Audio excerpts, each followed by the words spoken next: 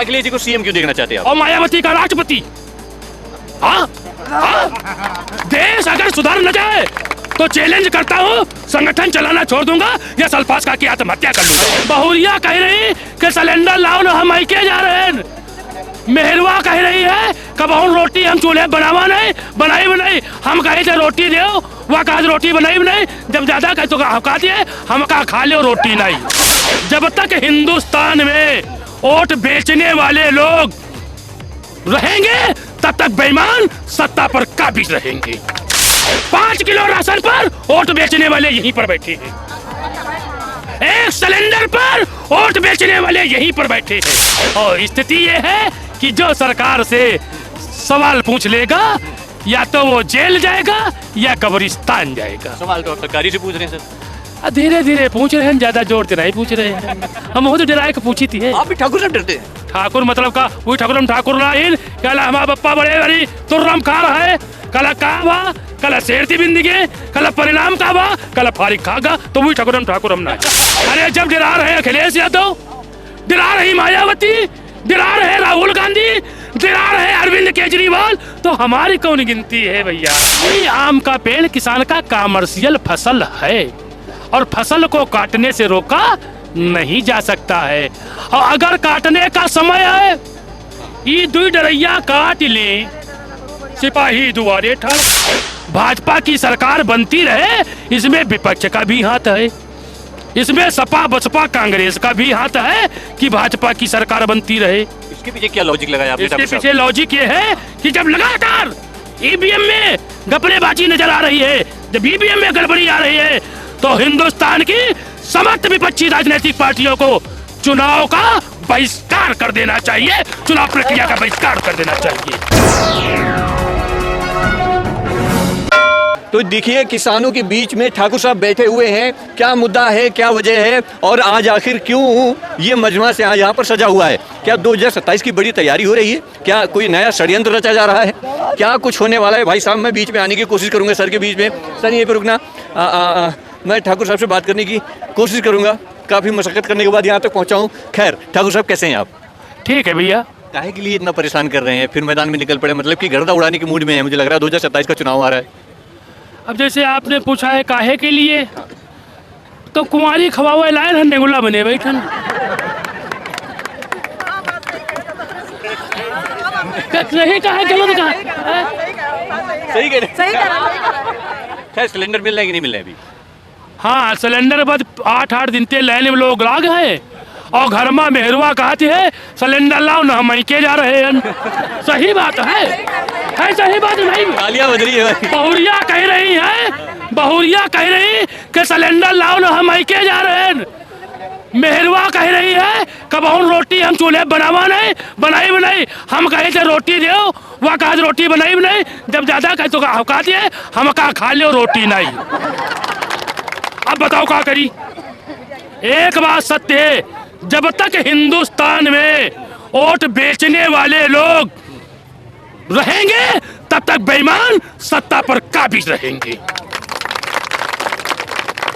इसी में से बैठे हैं 5 किलो राशन पर वोट बेचने वाले यहीं पर बैठे हैं, 1 सिलेंडर पर वोट बेचने वाले यहीं पर बैठे हैं, 6000 रुपए किसान सम्मान निधि पर वोट बेचने वाले यहीं पर बैठे हुए हैं, यहीं पर खड़े हैं।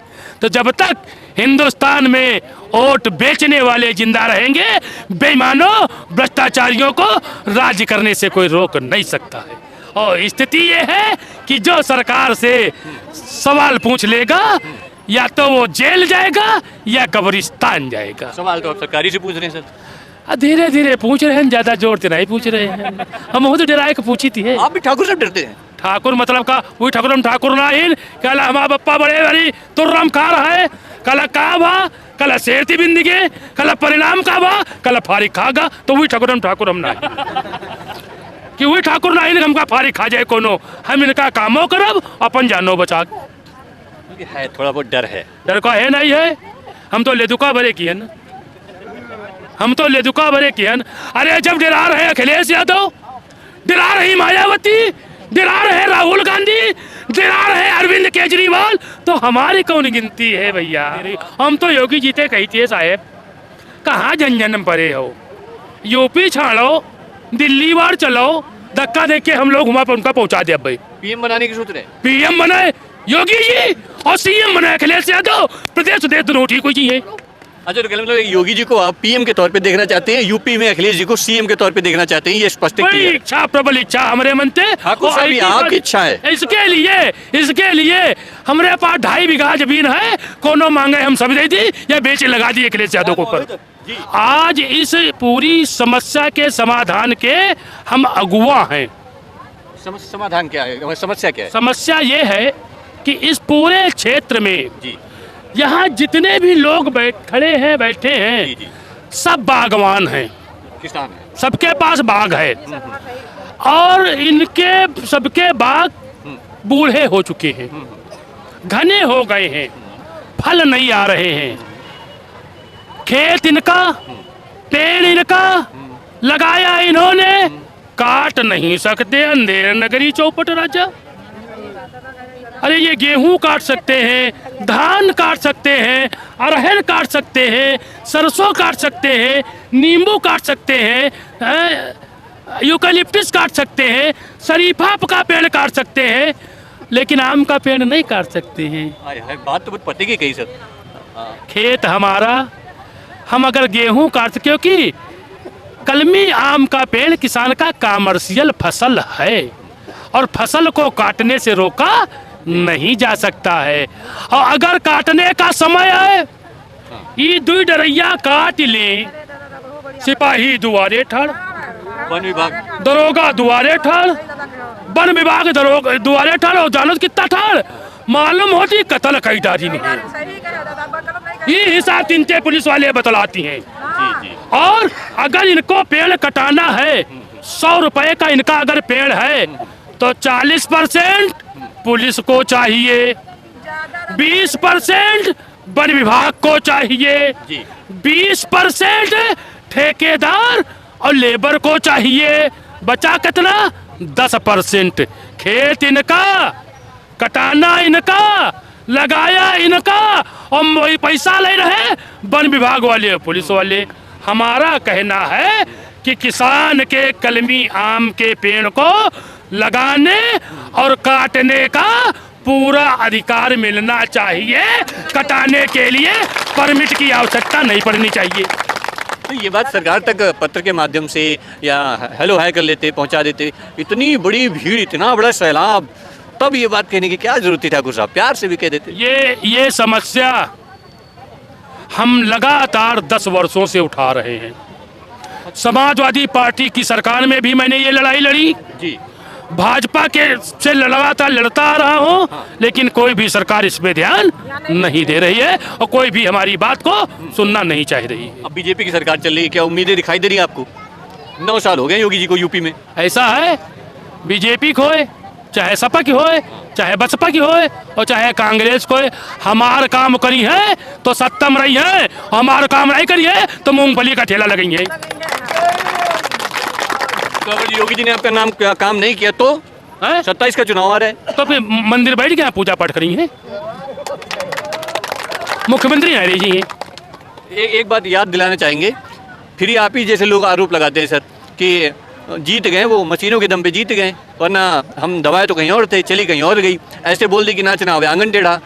नहीं, देखिए बिल्कुल सही बात है, चुनाव आयोग के द्वारा, मशीनों के द्वारा घपलेबाजी की जा रही है। पहली बात मेरी सुनिएगा, हम इस देश के निवासी हैं, हमारे पास समस्त वैधानिक पेपर हैं, हम पूर्व में वोट देते चले आ रहे हैं, चाहे वो पंची का चुनाव हो और चाहे लोकसभा का चुनाव हो।